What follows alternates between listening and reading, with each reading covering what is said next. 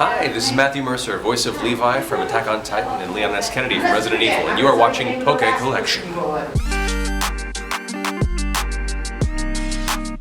Hi Matthew, welcome to New Zealand. Thank you. Lovely having you here. Now, I'm not sure if you've actually been here before. Have you? Is this your first trip No, here? this is my first time. And Awesome. I've been wanting to come here forever. I've been fascinated with both the islands and Maori culture specifically, and so I've been wanting an opportunity to come, and this is my first, and it's been an absolute pleasure so far. Fantastic. So have you planned anything within it? I think you're going up to Auckland next week, is that correct? What are you planning on doing?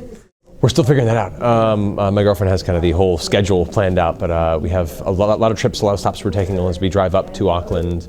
Then we're staying in an awesome tree house up there, and we're going to try and do like the glowworm caves and, while we're in the vicinity and everything. So yeah, we got fun stuff planned. It'll be good. Fantastic. So this is a long paragraph, so I'm going to read this off. So myself and my team, we're into anime, we're into gaming, pop culture in general.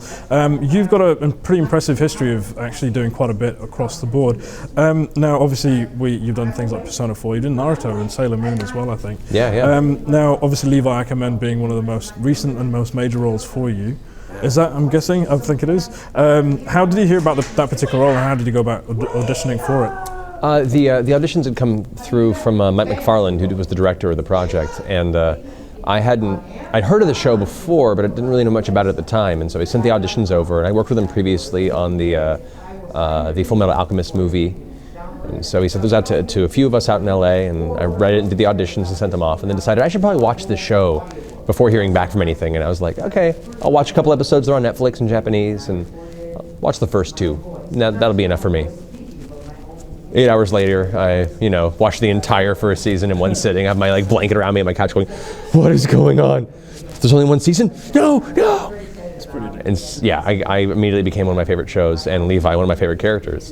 He's actually quite a likable character. You don't know about it at the beginning, but it's quite an interesting character. Yeah, and what I like about him too is he's, on top of the fact that he's, just a badass, really, there's a lot of subtlety to him because he is looked at as this pinnacle, as humanity's strongest. He is not allowed to show any weakness. And even moments where there is loss and difficulty and no spoilers, but there's a few moments in the series where he loses some people that are dear to him, he still cannot let that affect him, because if he cracks, then how's the rest of humanity going to cope with this difficulty when even the most powerful among them can't cope with the difficulty around them? So it's a really kind of playing with the subtlety of him and his kind of crude nature and his overall just kind of stoic badass persona, and keeping all that mixed together has been a really cool challenge as an actor. Right, okay, and you started off really young, I think, as well. Was it out of high school? Or when you started, what was the impetus what was the tipping point going into that? I grew up a huge nerd, so I was very much a very involved gamer and fan of cartoons and anime I was the president of my anime and video game club in high school, so for me it was something I always thought it would be interesting to go into, but I didn't think it was a possibility. But I did a lot of years of theater and stage work, and I got into the performing arts as an actor.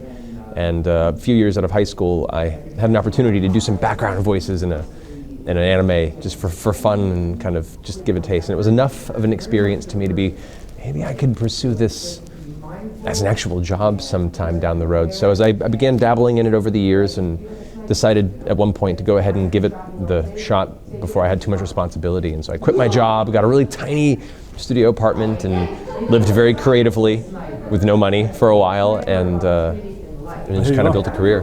Yeah, excellent. Well, that's awesome. So I was watching a panel of yours recently. I think it was quite a few, I'm not sure when it was now, but you're talking about how I wasn't sure if it was the audition process or what, but it was you having to, every sentence escalated into a sort of screaming nature.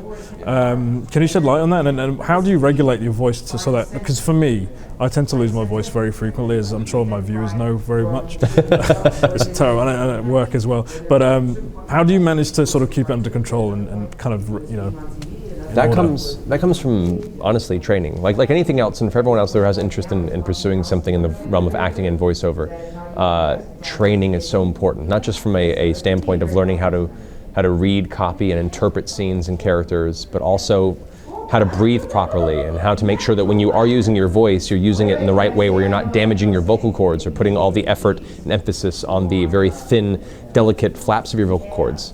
It's like when you do a creature voice, like something down here, something gravelly, aggressive. You aren't actually supposed to put all the air and emphasis on the vocal cords because it'll tear them up within 10 minutes and you can't talk. So you learn through practice and through these classes and through this training how to put that impact on the muscle and the tissue around the vocal cords as opposed to directly on them. And so that just comes through training and a lot of practice. And yeah, you will lose your voice a lot in the process, but that's how you learn and kind of figure out how to place it differently for that. Absolutely. Okay, so you've delved into this gaming as well as and even films and everything. I think you've done quite a lot of games recently. I think more so than primarily than anything else. I've done some Western animation. I've done some anime, but really video games is kind of my bread and butter right now. So do you skew particularly to gaming at all, or is it just natural progression? I think it's a combination of things. One, the gaming industry has been growing steadily with every passing year, and so there's more opportunities for work, especially in Los Angeles. Two, I, as a hardcore gamer, understand the genres very well and understand the characters and kind of what is required from a performer for those type of projects. And it's a very specialized field a lot of the times, where you have 4-hour sessions where you're given Excel documents with line after line after line that have to, have almost no context. But because I understand that format, for me it's kind of a little cheat as an actor to know what we're doing for this. If it's a big RPG, I'm like, oh, there's different conversation trees, and I understand the type and feel and genre of that cinematic style. So it lends myself to gaming probably stronger than most other formats. And you're a dual master as well of D&D, is that correct? I am. Where can we watch that?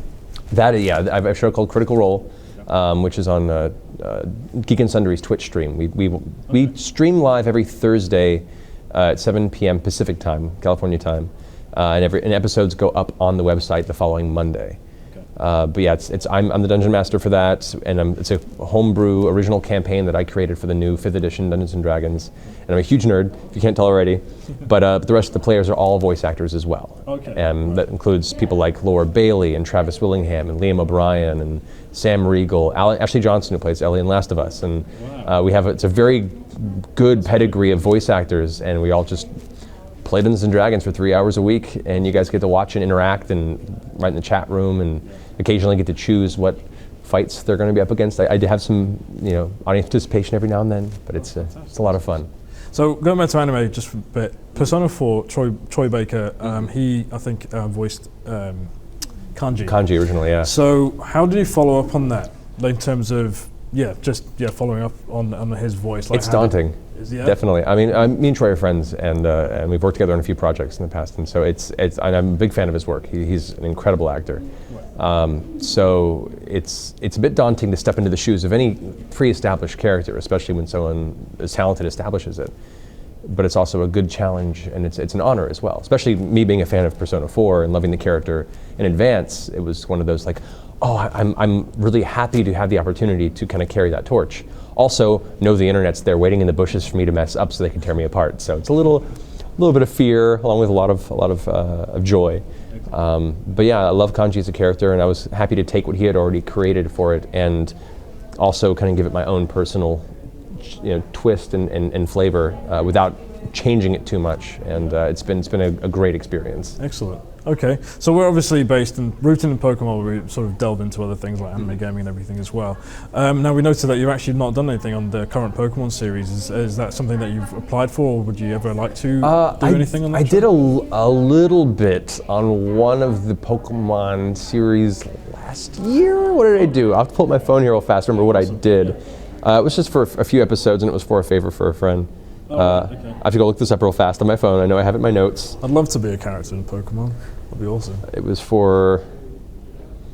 I played characters like Sports Announcer and Man A and Boyfriend, but then I also voiced Sandslash, Victory Bell, Scyther, and Fearow in these episodes. So yeah. Could you give us a Victory Bell impression? Because that's amazing. If I could remember it. It was the one that screams, right? Yeah, it was like, Victory Bell! It was like a big screeching thing, I think. That's awesome. Sandslash was more of like a... Yeah. Or Scyther. Scyther was the one that was kind of creepier and low, but yeah. Oh, awesome. Well, speaking of like things like Man A and all that sort of the extra sort of parts compared with the more bigger parts. So obviously, the bigger parts would be difficult. Well, far more difficult. What's the difference in terms of like recording for each type of part, like major verses? Well, for larger characters, it's much more of an undertaking to understand the character and kind of break apart their persona, where they're going, or what their intents are, what their fears are, that whole circumstance that when any actor breaks down a character.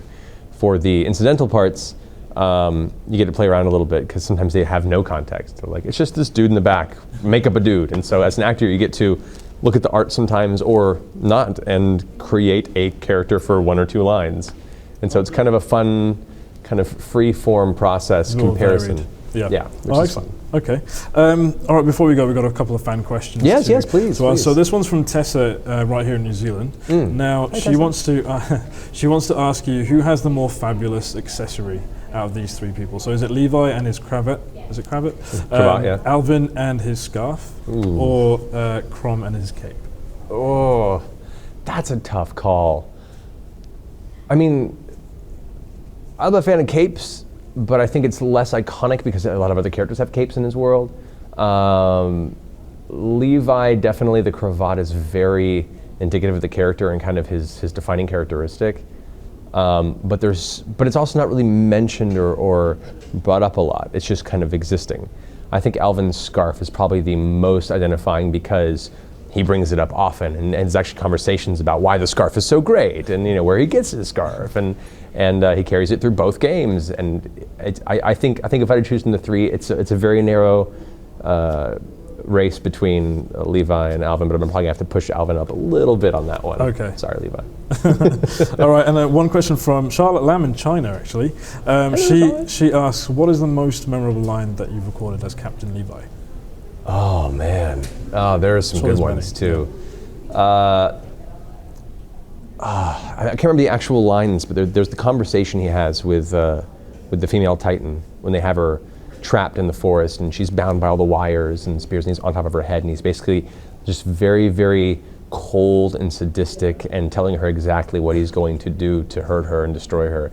And that whole moment was just, because up to that point he's reserved, he's still kind of cold and badass, but still you don't really get to see how bloodthirsty he can be when he's given that full moment of power and dominance. And I think that was a really delicious moment for me as an actor to kind of go to that place with Levi. So that sequence and that whole monologue he has with her, I think was one of my favorite moments to work on. Fantastic, awesome. All right, well, before you go, we have another little fan of Attack on Titan, Spinda. It is overage. It's 14 now, so it's able to watch it. I think. I think is it R13? I don't know. Well, good. But anyway, it's allowed to watch it. Anyway, I wanted a hug with you before. Of course. No, that's okay. You nice one, adorable. Look at that. Glad you watch it. It's going to ruin you. Your brain's going to break because everyone is horribly killed. I think it already is, to be honest. Oh, it kind of looks like it's drunk most of the time. I think so. Well, if you're drunk, then you're fine. I'll turn it into a drinking game. That'll work out well, I think. Well, thank you very much, Matthew. No worries. For Absolute pleasure. being with us, and safe trip up to Auckland. Thank you very much. Take care, guys. Thank you.